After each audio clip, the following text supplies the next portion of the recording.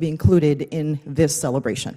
This is a parade demonstrating military might, capabilities through the years, including to today. Yes, and there will be exhibits. So will these folks be included, sir? Well, I think you'll be heartened to know that the Secretary of Defense is not involved in choosing individual exhibits in the celebration, but our team has put in a great deal of effort to make sure the Army's history is well represented. And I'll say this, as a part of the reason I'm sitting right here and I put on the uniform is a parade that went through my parents' hometown in Wanamingo, Minnesota. Blink and you miss it, nothing farm town. Absolutely. Now, I'm talking about the exhibition, sir. It made me I'm talking about the exhibition. Are you going to include Colin Powell, the Japanese-American 442nd, or Major General Charles Calvin Rogers? That's my question. I'm sure we will include a cross-section of a lot of incredible Americans, and possibly all of them, too. I have no idea. So you have no idea, or I'm going to take that as a no. All right, next question. Let's talk about Ukraine and Russia. So we know that Russia started this war. They have long been an adversary of the United States. And at the same time, you heard the president make some really interesting comments, including not including Russia in the widespread random tariffs. So I think one question I will ask you as we talk about wanting peace, because we all agree that's a desired outcome, do you and the president support surrender to Russia by Ukraine as your definition of peace? Ma'am, no one has talked about surrender. We're talking about a negotiated peace. So does that mean that you're okay with Russia keeping this territory that they're trying to take so they can march on to one of our NATO allies? Ma'am, I think the situation is unfortunate, unleashed by the previous administration. But everyone that talks about winning and prevailing has yet to present to me a plan that's going to push the Russian army out of those territories. So, sir, I appreciate you talking about the previous administration often, but we are now in this administration. So as the person who serves at the pleasure of the U.S. president, do you believe that Russia is a true adversary, and is your definition of peace to be surrender of Ukraine from this invasion? Ma'am, I've never said surrender, and we're prepared to negotiate what we hope will be a lasting peace. Thank you. I yield back. Gentleman yields back. Chair, and I recognize the gentleman from Guam, Mr. Moylan. Thank you, Mr. Chairman.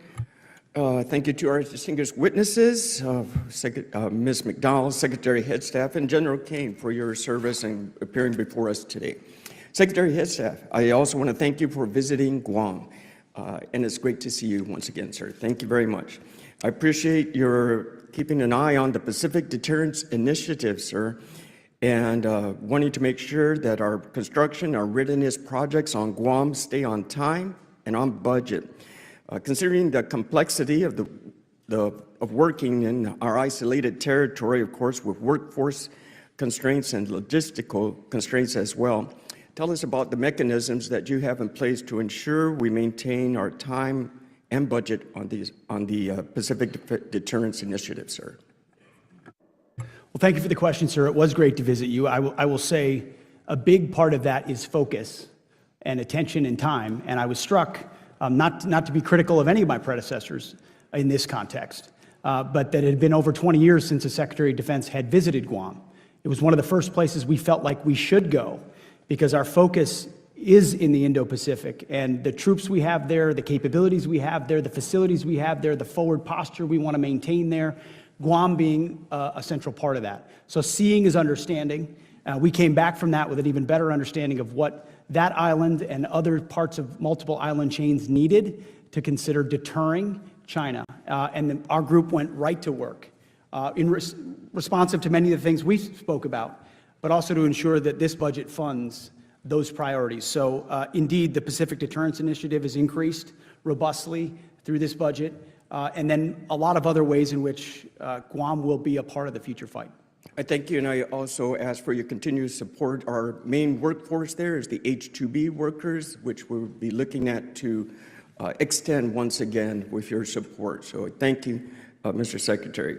One thing that would be helpful for our contractors on Guam is regarding the design, bid, and build. So this makes a lot of delays and change orders and cost overruns due to our site locations and our logistical complexities. As the department, or I asked the department also to review some lessons learned from the design build versus design bid build models. Instead, that will really speed things up, and I'm hoping your budget will enable more flexibility for our contracting strategies to do just that. One of the core pillars of how we're changing Milcon acquisitions is flexibility, with a recognition that each site, CONUS or OCONUS or more far-flung, has unique complexities, workforce complexities, logistical challenges, resourcing challenges that need to allow the local leadership there to adapt as quickly as possible. And the last thing the DoD usually does well, especially the bureaucracy, is adapt. So we're trying to give maximum flexibility and latitude, sir. That will be extremely helpful. Thank you, Mr. Secretary. And then General Crane, with the transition to fully integrate Guam Defense System, GDS, how are we synchronizing the existing capabilities like THAAD and Aegis Ashore and the Golden Dome? Architect plans to ensure seamless integration with global missile warning and reconnaissance systems.